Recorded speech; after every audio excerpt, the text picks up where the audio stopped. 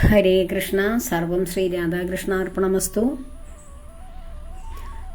ഇന്ന് ഏകാദശി വ്രതത്തിൻ്റെ ആരംഭത്തിലാണ്. എല്ലാവരും വ്രതത്തിലിരിക്കുകയാണെന്നറിയാം.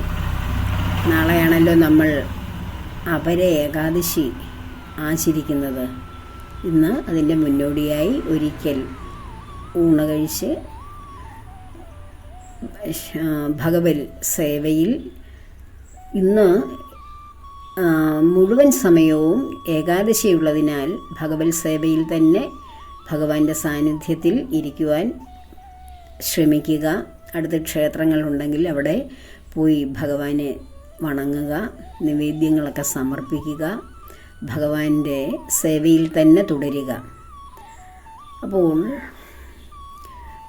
ഒരു പ്രിയപ്പെട്ട ഭക്ത ആവശ്യപ്പെട്ടിരുന്നു അഷ്ടപതിയെക്കുറിച്ച് പറയുവാൻ. ഈ അപര ഏകാദശി നാളിൽ, ഈ സമയങ്ങളിൽ, ഈ വ്രതാചരണത്തിൽ നമ്മൾ ലക്ഷ്മി സമേതനായ ഭഗവാൻ, രാധാസമേതനായ കണ്ണൻ, അങ്ങനെ ആ ഒരു സങ്കല്പത്തിൽ തന്നെ വേണം നാം പ്രാർത്ഥിക്കേണ്ടത്. കാരണം അപാരമായ സൽകീർത്തിയും സൗഭാഗ്യങ്ങളും ജീവിതത്തിന് വേണ്ടുന്ന എല്ലാം, ഭൗതിക ജീവിതത്തിന് വേണ്ടുന്ന എല്ലാ ആഗ്രഹങ്ങളും ആവശ്യങ്ങളും പൂർത്തീകരിക്കുവാൻ പറ്റിയ ഒരു വ്രതമാണ് ഈ അപര ഏകാദശി. അപാരമായ പരിധികളില്ലാത്ത സൗഭാഗ്യങ്ങൾ നമ്മെ തേടി വരും.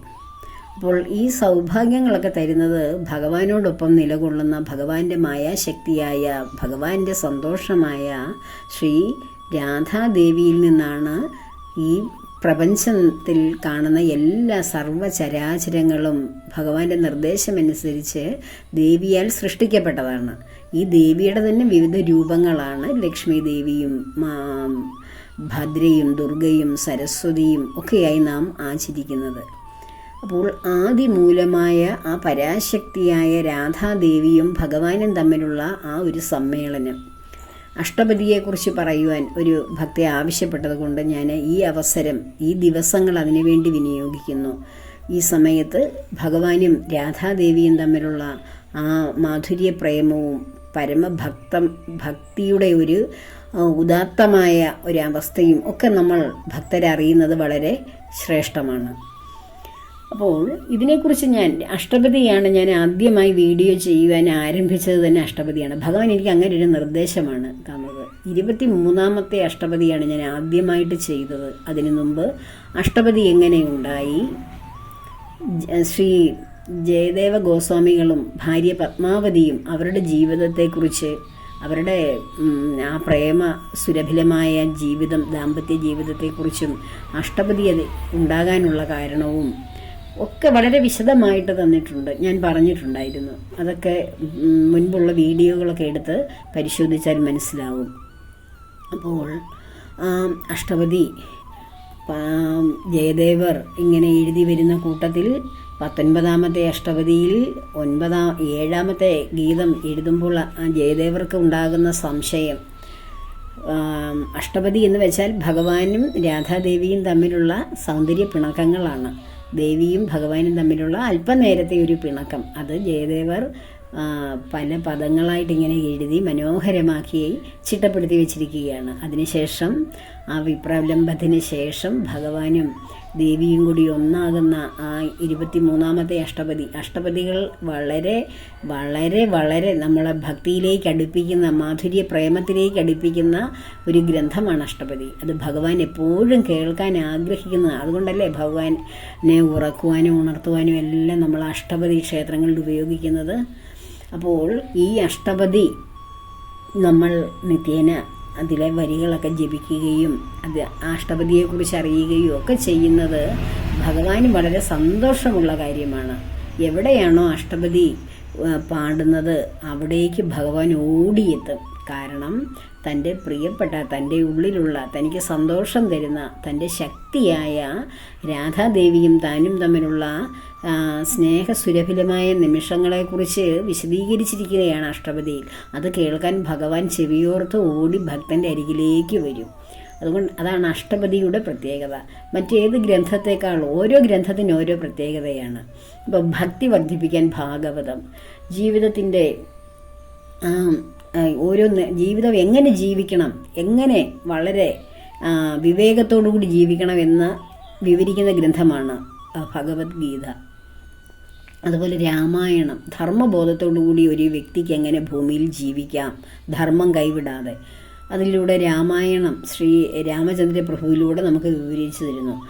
എന്നാൽ ഭഗവാനോട് മാധുര്യ പ്രേമത്തോടു കൂടി ഒരു ഭക്തിയുടെ ഒരു ശ്രേഷ്ഠമായ തലത്തിലേക്ക് എങ്ങനെ എത്തിച്ചേരാം എന്ന് വിവരിക്കുന്ന ഗ്രന്ഥമാണ് അഷ്ടപതി.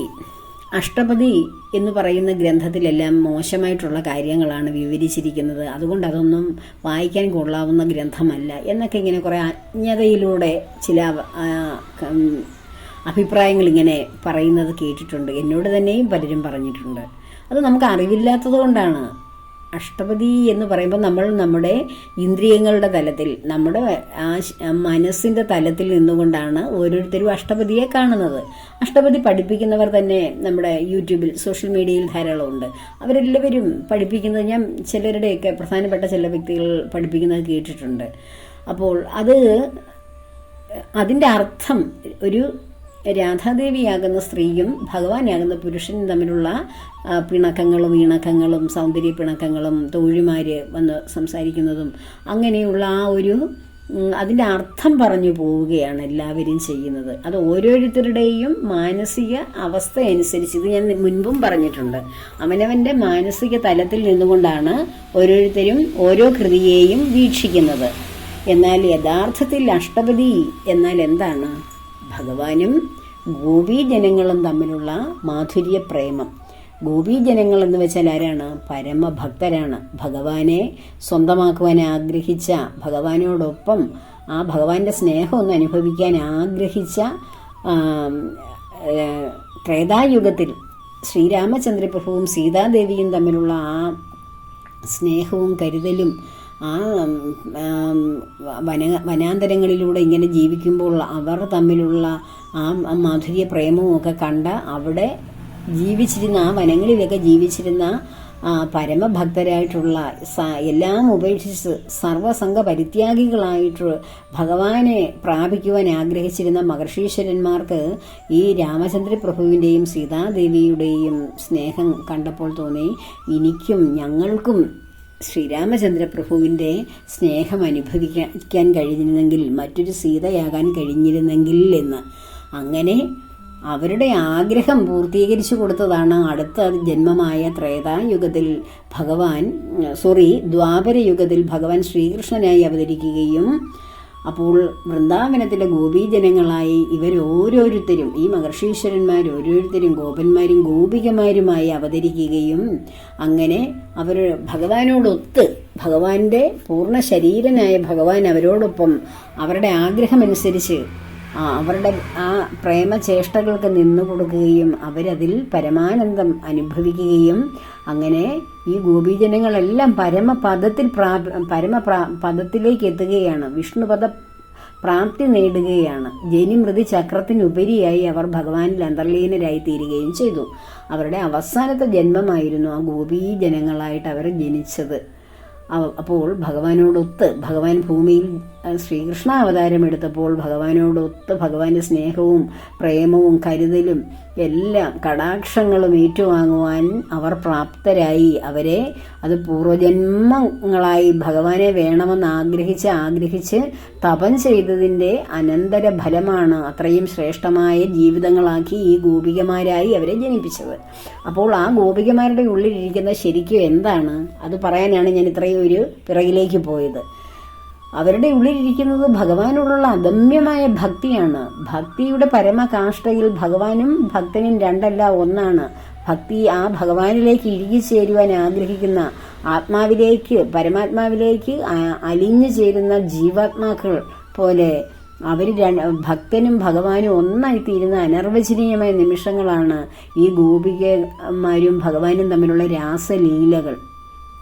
അത് ഭക്തിയുടെ ഇനിയും അതിനപ്പുറത്തൊരു ഭക്തിയില്ല. അത്രയും ശ്രേഷ്ഠമായ ഭക്തിയാണ് അതുകൊണ്ടാണ് ഓരോ ഗോപികമാർക്കും ഓരോ ഭഗവാൻ ഉണ്ട്, തങ്ങളുടെ കൂടെ ഭഗവാൻ ഉണ്ട് എന്ന് തോന്നുന്നത്.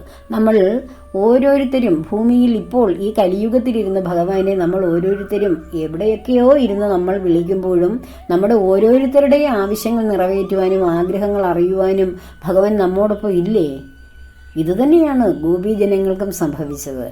അവരുടെ കൂടെ ഭഗവാൻ അവർക്ക് ശരീരരൂപത്തിൽ ഭഗവാനെ വേണമെന്ന് ആഗ്രഹിച്ചത് കൊണ്ട് ഓരോ വ്യക്തികളുടെയും കൂടെ തന്നെ ഭഗവാൻ ഓരോ പൂർണ്ണ ശരീരനായി അവരോടൊപ്പം ആനന്ദ നൃത്തത്തിൽ ഏർപ്പെട്ടു. അതിൽ പരം അവർക്കൊരു സന്തോഷം വേറെയില്ല.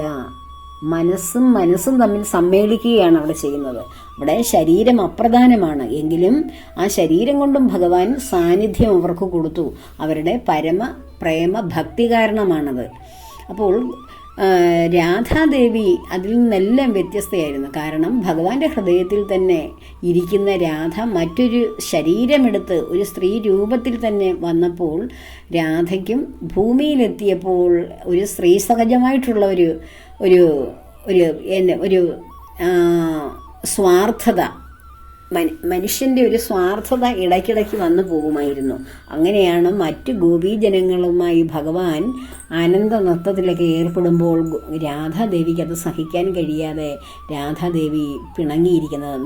4ഉം 5ഉം തുടങ്ങിയ അഷ്ടപദികളിലെല്ലാം അത് രാധാദേവിയുടെ ആ പരിഭവം ഭഗവാൻ ഞാനില്ലെങ്കിലും മറ്റുള്ളവരുമായി സന്തോഷിക്കുന്നല്ലോ എന്നോർത്തുള്ള ആ വിഷമങ്ങളും ഒക്കെയാണ് സഖിമാർ വന്ന് പറയുന്നതും. അത് വീണ്ടും രാധാദേവിയുടെ വിഷമം സഖിമാർ കണ്ണനോട് പറയുന്നതും കണ്ണൻ രാധയെ ആശ്വസിപ്പിക്കാൻ ചെല്ലുന്നതും രാധയെപ്പോൾ സ്നേഹം നിറഞ്ഞ ഹൃദയം കൊണ്ട് കണ്ണനെ അകറ്റി പരിഭവ വാക്കുകളൊക്കെ പറഞ്ഞു വിടുന്നതും അവസാനം അവരുടെ പിണക്കമെല്ലാം പരിഭവമെല്ലാം മാറി അവർ വീണ്ടും ഒന്നിക്കുമ്പോൾ ഉണ്ടാകുന്ന ആ ഉദാത്തമായ അനിർവചനീയമായ ആ ഭക്തിയുടെ ഒരു ആനന്ദ ലഹരി അതനുഭവിക്കുന്ന ഭക്തൻ, അത് അത്രയും ഒരു ഗോപീ ഹൃദയം ഉണ്ടെങ്കിലേ നമുക്ക് അവിടെ വരെയും എത്തുവാൻ കഴിയൂ. അല്ലെങ്കിൽ നമ്മൾ കരുതും ഇതൊരു സ്ത്രീയും പുരുഷനും തമ്മിലുള്ള സമ്മേളനമാണ്, സംഗമമാണ് എന്ന്. ആ രൂപത്തിൽ അഷ്ടപദിയെ വിവരിച്ചിരിക്കുന്നത് ധാരാളമുണ്ട്. എന്നാൽ അതല്ല ശരി. അതുകൊണ്ടാണ് ഒരു കേവലം ഭക്തയായ ഒരു സ്ത്രീയുടെ ഒരു പെൺകുട്ടിയുടെ പാദമെടുത്ത് പ്രേമത്തോടുകൂടി ഭക്തിയോടുകൂടി സ്നേഹത്തിൻ്റെ പാരമ്യത്തിൽ ഭഗവാൻ എടുത്ത് തൻ്റെ ശിരസിൽ വയ്ക്കുന്നു എന്ന് ജയദേവർ എഴുതാൻ ഭാവിച്ചപ്പോൾ ജയദേവർക്ക് തോന്നി ഒരു ഭക്തിയിൽ അല്ലെങ്കിൽ ഒരു സ്നേഹത്തിൻ്റെ പാരമ്യത്തിൽ സാക്ഷാൽ പ്രപഞ്ചനാഥനായ ഭഗവാൻ ഒരു പെൺകുട്ടിയുടെ പാദമെടുത്ത് തൻ്റെ ശിരസിൽ അണിയുക എന്ന് വെച്ചാൽ അതൊരു മോശം കാര്യമല്ലേ? ഭഗവാന് അത് പിന്നീട് ഇത് വായിക്കുന്നവർ ഭഗവാന് വലിയ വില കൽപ്പിക്കാതെ ഭഗവാന്റെ മഹത്വം നഷ്ടപ്പെട്ടു പോകുമോ എന്നുള്ള ഒരു ചിന്തയിൽ അദ്ദേഹം അത് എഴുതാതിരുന്നപ്പോൾ അതിനുശേഷം സംശയത്തോടുകൂടി വെട്ടുതിരുതി എഴുതാതെ പോയ ആള് സ്നാനത്തിന് വേണ്ടി പോകുമ്പോൾ ഭഗവാൻ ജയദേവരുടെ രൂപത്തിൽ വന്ന് അത് അങ്ങനെ തന്നെ എഴുതി വെച്ചേക്കുകയാണ്. ഞാൻ എൻ്റെ രാധയുടെ പാദങ്ങൾ എൻ്റെ ശിരസിൽ വെച്ചു, അതെൻ്റെ ശിരസിന് അലങ്കാരമായിക്കോട്ടെ എന്ന് ഭഗവാൻ തന്നെ പറയുകയാണ്. കാരണം എന്താണ്? എൻ്റെ പരമഭക്തനായിട്ടുള്ള എന്നെ പൂർണ്ണമായിട്ട് ഞാൻ തന്നെയാണ് എൻ്റെ രാധയുടെ എല്ലാ സന്തോഷത്തിനും കാരണം ഞാൻ മാത്രമാണ്. വേറെ എവിടെയും ഒരു സന്തോഷവും അന്വേഷിച്ച് ഭൂമിയിൽ വന്നതിന് ശേഷവും രാധാദേവി പോകുന്നില്ല. അപ്പോൾ എന്നെ പൂർണ്ണമായിട്ട് ഞാൻ ആരോടൊക്കെ ഒത്ത് സന്തോഷിച്ചാലും ഞാൻ എവിടെ പോയാലും എൻ്റെ രാധയാണ് എനിക്ക് വേണ്ടി കാത്തിരിക്കുന്ന ആ മനസ്സ് നിറയെ ഞാനാണ്. അങ്ങനെ പൂർണ്ണ ശരണാഗതി അടഞ്ഞ എൻ്റെ ഭക്തയുടെ ശിരസ്സെടുത്ത് ഞാൻ പാദമെടുത്ത് എൻ്റെ ശിരസിൽ വെച്ചാൽ എന്താണ് അതിന് കുഴപ്പം? ആ പാദങ്ങൾ എൻ്റെ മടിയിൽ വെക്കുകയോ എൻ്റെ ശിരസിൽ വെക്കുകയോ എവിടെ വെച്ചാൽ അതിന് എന്ത് കുഴപ്പം എന്ന് ഭഗവാൻ ജയദേവർക്കൊരു സന്ദേശം കൊടുക്കുകയാണ്. എന്നിട്ട് ഭഗവാൻ തന്നെ എഴുതി വെക്കുകയാണ് ആ 19ാമത്തെ അഷ്ടപദിയിലെ 7ാമത്തെ ഗീതം. അത് ഞാൻ പലപ്പോഴും ചൊല്ലുന്നതാണ്. വളരെ ഏറ്റവും ശ്രേഷ്ഠമായിട്ടുള്ള ഒരു ഗീതം ഭഗവാൻ എഴുതിയത്, ഭഗവാൻ തന്നെ എഴുതിയ ഗീതമാണ്. ഞാൻ പലപ്പോഴും ചൊല്ലിയിട്ടുണ്ട്. നമ്മുടെ ഗ്രൂപ്പിലുള്ള എല്ലാവർക്കും അത് അറിയാവുന്നതാണ്. സ്മരഗരള ഖണ്ഡനം മമ ശിരസി മണ്ഡനം ദേഹി പദപല്ലവമുദാരം ദേഹി പദപല്ലവമുദാരം സ്മരഗരളഖണ്ഡനം മമ ശിരസി മണ്ഡനം ദേഹി പദപല്ലവമുദാരം ദേഹി പദപല്ലവമുദാരം ജ്വലതി മയി ദാരുണോ മദനകഥനാരുണോ ഹരതു തതു പാഹിതവികാരം ഹരതു തതു പാഹിതവികാരം പ്രിയേ ചാരുശീലേ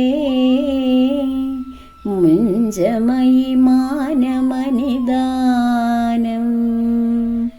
സപദി മദനാനലോ ദഹതി മമ മാനസം ദേഹി മുഖകമലമധുപാനം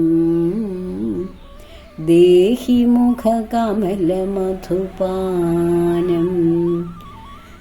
ഭഗവാൻ ഇതാണ് ആ 7ാമത്തെ ഗീതം 19ാമത്തെ അഷ്ടപദിയിലെ. ഭഗവാൻ വിരഹാഗ്നിയിൽപ്പെട്ട് ദേവിയോട് ആവശ്യപ്പെടുകയാണ്, അല്ലയോ ദേവി, അവിടുന്ന് എന്നോടൊപ്പം ചേരൂ, എൻ്റെ ഹൃദയത്തിലേക്ക് അലിഞ്ഞു ചേരൂ. ഞാനും നീയും ഒന്നു തന്നെയല്ലേ? എൻ്റെ ഈ എൻ്റെ ദേഹിയും ദേഹവും എല്ലാം അവിടുന്ന് തന്നെയല്ലേ? എൻ്റെ ശരീരത്തിൻ്റെയും മനസ്സിൻ്റെയും ഒക്കെ വേദനകൾ ഇല്ലാതാക്കൂ ദേവി എന്ന് പറയുകയാണ്. അപ്പോൾ ഈ അഷ്ടപതി നമ്മളിങ്ങനെ അർത്ഥം, അതിൻ്റെ ആ വെറും അർത്ഥത്തിൽ, വാക്യാർത്ഥത്തിൽ മാത്രമല്ല അഷ്ടപതി പഠിക്കേണ്ടത്. അതിൽ ഭഗവാനും ഭക്തരും തമ്മിലുള്ള ആ അടുപ്പത്തെക്കുറിച്ചാണ് നാം അഷ്ടപതിയിലൂടെ നാം വിവക്ഷിക്കുന്നത്. എല്ലാം ഉപേക്ഷിച്ച് എനിക്ക് ഭഗവാൻ മാത്രമേ ശരണാഗതിയുള്ളൂ എന്ന് പറഞ്ഞ് ഏതു നേരവും ഭഗവാനെ ആഗ്രഹിക്കുന്ന, ഭഗവാനെ മാത്രം ചിന്തിക്കുന്ന ഒരു വ്യക്തിയുടെ യോഗക്ഷേമം ഞാൻ തന്നെ ഏറ്റെടുക്കുമെന്ന് ഭഗവാൻ ഭഗവത്ഗീതയിൽ പറഞ്ഞത് ഇവിടെ വളരെ അന്വർത്ഥമാണ്. കാരണം എപ്പോഴും ഗോപികമാർ ഏത് കർമ്മങ്ങൾ ചെയ്യുമ്പോഴും ഭഗവാനെ തന്നെയാണ് ചിന്തിക്കുന്നത്. അവരുടെ കുടുംബകാര്യങ്ങളൊന്നും അവർക്ക് വിഷയമല്ല. അതെല്ലാം അവർ എങ്ങനെയെങ്കിലുമൊക്കെ ചെയ്തു തീർത്തിട്ട്, കാലികളെ മേയ്ക്കുന്നതും പശുക്കളുടെ കാര്യങ്ങളും ഭർത്താവിൻ്റെ കാര്യങ്ങൾ, കുട്ടികളുടെ കാര്യങ്ങൾ, കുടുംബകാര്യങ്ങൾ എല്ലാം അവർ ചെയ്യുമ്പോഴും അവർക്ക് എപ്പോഴും സംസാരിക്കാനുണ്ടായിരുന്നത് കണ്ണനെ പറ്റിയാണ്. എപ്പോഴും ചിന്തിക്കും. അവർ ഏകാന്തത്തിൽ ആയിക്കഴിഞ്ഞാൽ കൂട്ടുകാരികളിൽ നിന്ന് വ്യത്യസ്തരായിട്ട് ഓരോരുത്തരും അവനവൻ്റെ ഗൃഹങ്ങളിൽ ചെന്നാലും അവർക്ക് ചിന്തിക്കാനും ഇതേ ഉണ്ടായിരുന്നുള്ളൂ. ഭഗവാനെ കുറിച്ച് ചിന്തിക്കുക, ഭഗവാന്റെ കാര്യങ്ങൾ പറയുക. ഇതാണ് സത്സംഗം. ഇതാണ് പൂർണ്ണമായും ഭക്തി എന്ന് പറയുന്നത്. ഈ ഒരു അവസ്ഥയിലേക്ക് വരുന്ന ഏതൊരു വ്യക്തിക്കാണ് ഭഗവാനെ കിട്ടാത്തത്? ഞാൻ ഇത്രയും ചെയ്തിട്ടും എനിക്ക് ഭഗവാനെ കിട്ടുന്നില്ല എന്ന് പറയുന്നു. ഇതുപോലെ ആരെങ്കിലും ചെയ്യുന്നുണ്ടോ? ഉണ്ടെങ്കിൽ നിങ്ങൾക്ക് ഉറപ്പായിട്ടും ഭഗവാനെ കിട്ടും. ഈ ഒരു ഭക്തിയിലേക്ക്, ഈ ഗോപിക ഭക്തിയിലേക്ക് ആര് വരുന്നോ അവർക്ക് പൂർണ്ണമായിട്ടും ദ്വാപരയുഗത്തിൽ മാത്രമല്ല ഈ കലിയുഗത്തിലും ഭഗവാനെ കിട്ടിയിരിക്കും. പക്ഷേ നമ്മളൊരു ഗോപി ഹൃദയം നേടണം. ഗോപി ഹൃദയം നേടുന്നത് എങ്ങനെയാണ്? ഭക്തിയിലൂടെയാണ് ഗോപികയാകുന്നത്. അല്ലാതെ പ്രേമം മാത്രം പോരാ.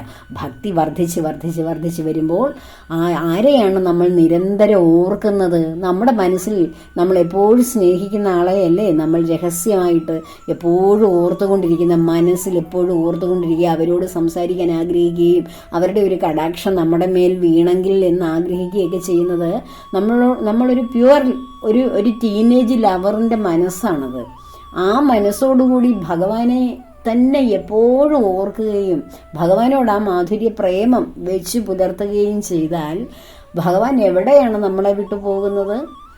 ഭഗവാൻ എവിടെയും പോകത്തില്ല. ഒരു ഗോപി ഹൃദയം ഉണ്ടാക്കിയെടുക്കുകയാണ് ആദ്യം വേണ്ടത്.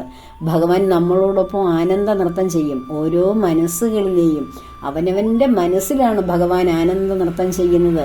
നമ്മളുടെ ഹൃദയത്തോട് ചേർന്ന് കൈകോർത്ത് പിടിച്ച് ഭഗവാൻ ആനന്ദ ലഹരി നമുക്ക് തരും. ഭക്തിയുടെ ആനന്ദത്തിൻ്റെ പരിപൂർണത, അതാണ് ഒരു ഗോപീജനവും ഭഗവാനും തമ്മിലുള്ള ബന്ധം.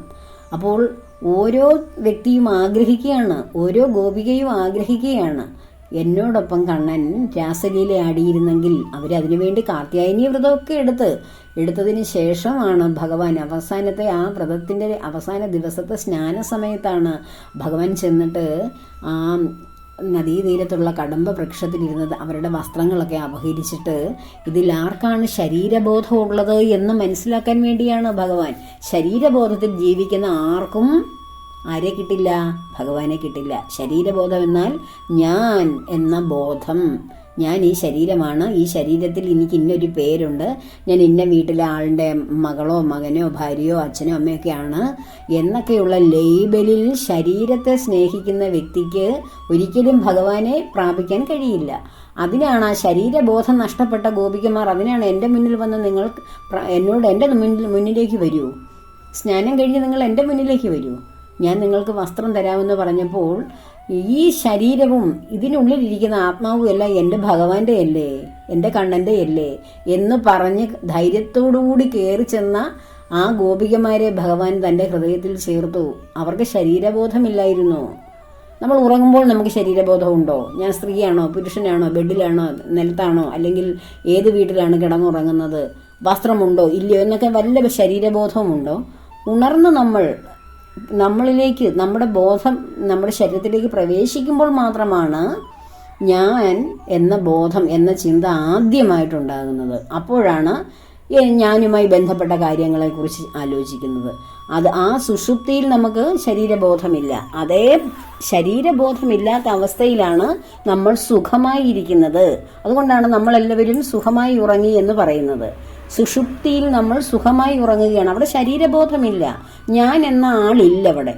ഞാൻ എന്ന ഈ ശരീരം അവിടെ പ്രവർത്തിക്കുന്നില്ല. അതുകൊണ്ടാണ് നമുക്ക് സുഖമുള്ളത്. എപ്പോഴും ഈ സുഖം നമ്മുടെ ഉള്ളിലുണ്ട്, നമ്മളത് അറിയുന്നില്ല. എന്തുകൊണ്ട്? ഈ ശരീരബോധത്തിൽ നാം ജീവിക്കുന്നത് കൊണ്ട്.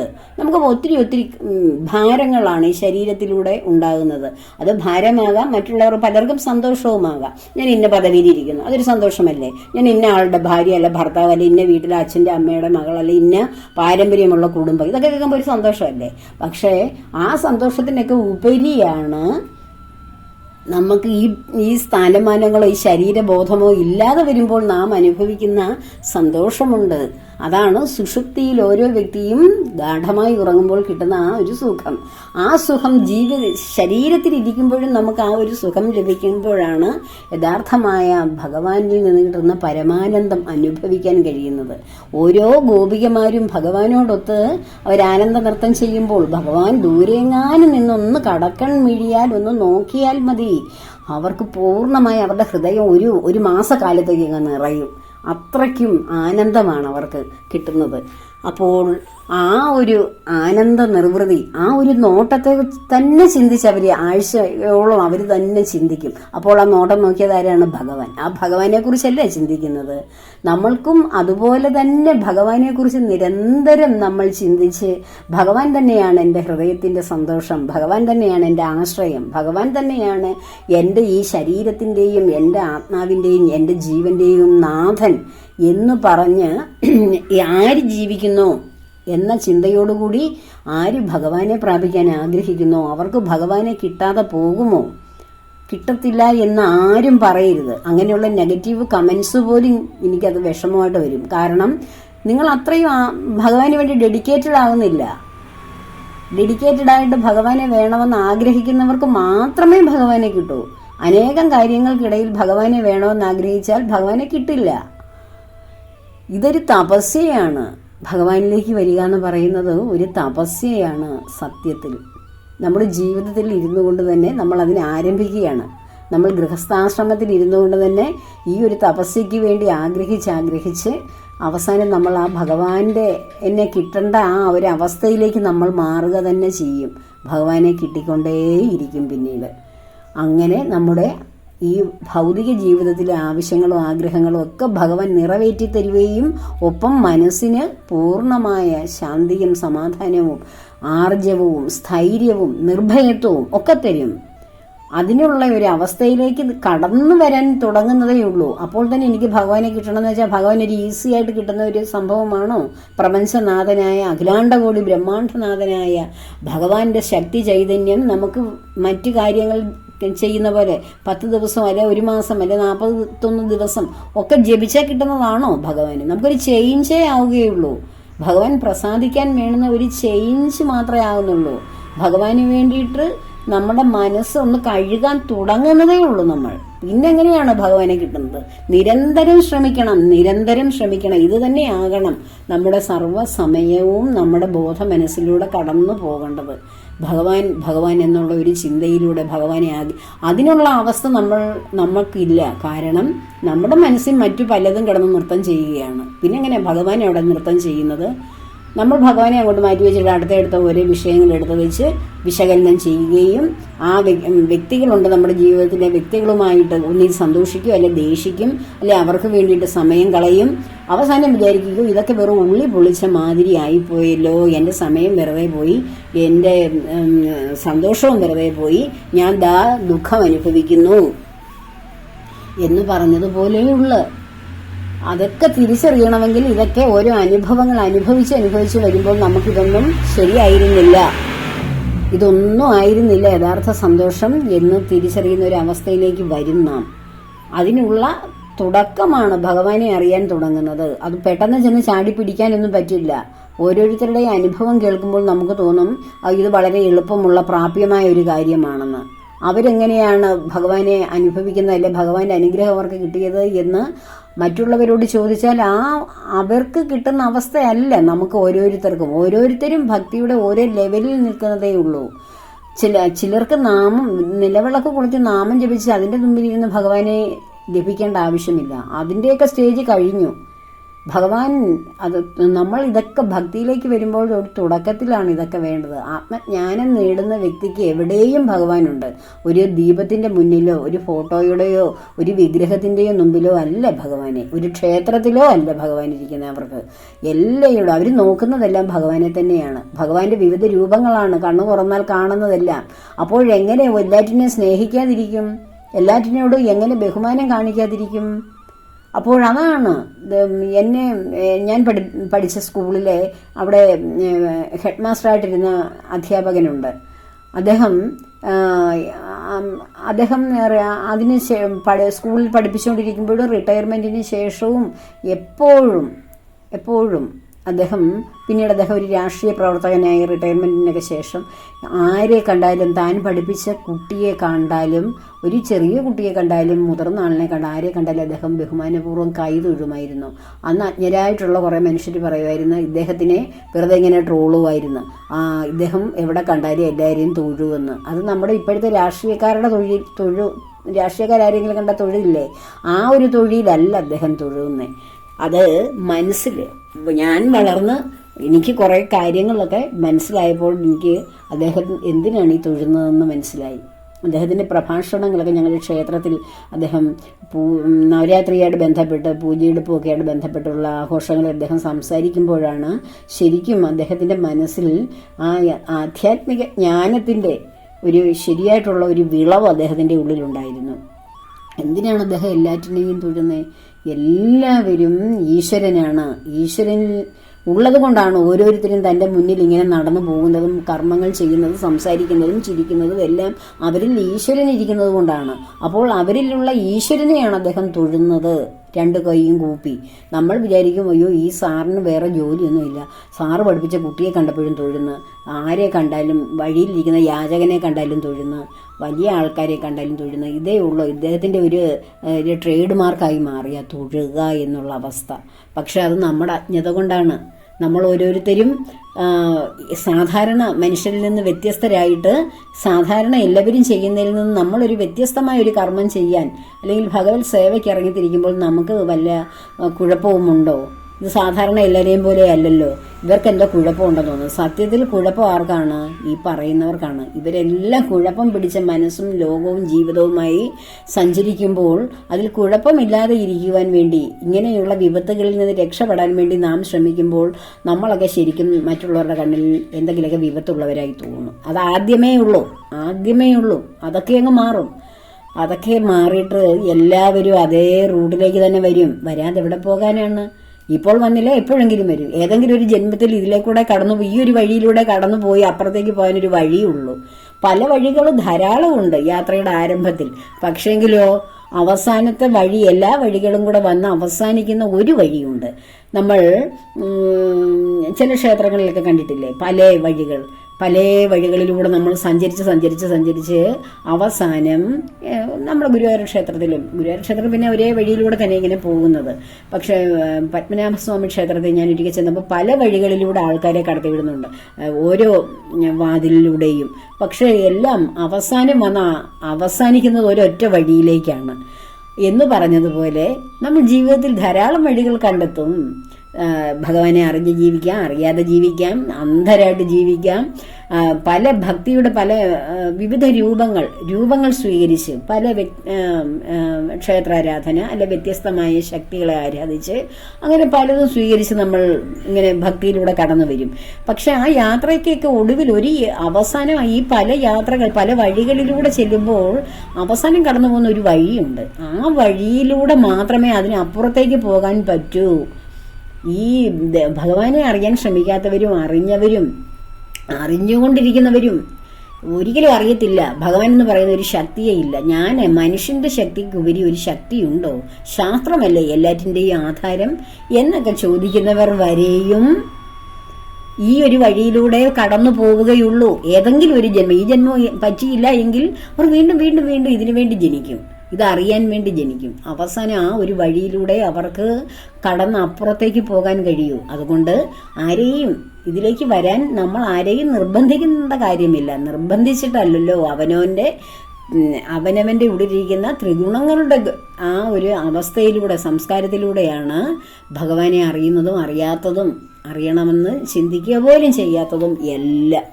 അപ്പോൾ ഇത് ആരുടെയും നിർബന്ധത്തിന് വഴങ്ങിയിട്ടല്ല, സ്വയം ഭഗവാൻ എന്നെങ്കിലും ഭഗവാനെ ശ്രദ്ധിച്ചിട്ടുണ്ടെങ്കിൽ സ്വാഭാവികമായും ആ വഴിയിലേക്ക് എത്തുവാനുള്ള മാർഗങ്ങൾ തുറന്നു വരും. അപ്പോൾ എല്ലാവർക്കും അതിന് കഴിയട്ടെ. അഷ്ടപതിയെക്കുറിച്ച് വീണ്ടും സംസാരിക്കണമെന്നുണ്ട്, ഒരുപാട് സംസാരിക്കണമെന്നുണ്ട്. എനിക്ക് ഏറ്റവും ഇഷ്ടപ്പെട്ട വിഷയമാണ് രാധാകൃഷ്ണ പ്രേമവും അഷ്ടപതിയും. ഭഗവാന്റെയും രാധാദേവിയുടെയും അനുഗ്രഹം എല്ലാവർക്കും ഉണ്ടാകുവാൻ ആഗ്രഹിക്കുന്നു, പ്രാർത്ഥിക്കുന്നു. സർവവും ഭഗവാന്റെ പത്മപാദങ്ങളിൽ ചേർത്ത് പ്രാർത്ഥിച്ചുകൊണ്ട് ലോകാ സമസ്ത സുഖിനോ ഭവന്തു.